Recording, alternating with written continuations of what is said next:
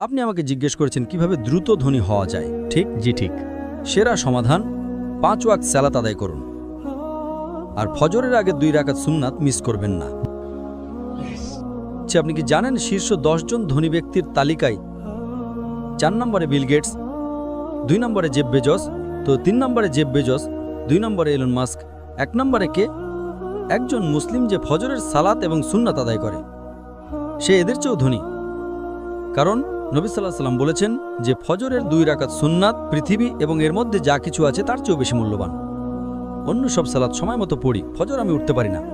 তো আমি তাকে বললাম, আপনি তো একজন ব্যবসায়ী, ধরুন আমি আপনাকে বললাম কাল সকাল ভোরে 5টায় একটা ব্যবসার ডিল আছে যেখানে আপনি $1 মিলিয়ন পাবেন, আপনি কি সেই ডিলে যাবেন? আপনি বললেন হ্যাঁ, কিন্তু আপনি তো সকালে উঠতে পারেন না। না না না, $1 মিলিয়ন জন্য আমি ঘুমাবই না।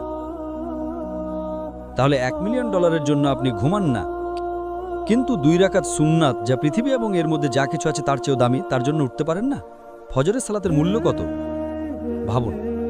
সমস্যা হলো আমরা হাদিস শুনি কিন্তু বিশ্বাস করি না, কোরআন পড়ি কিন্তু বিশ্বাস করি না।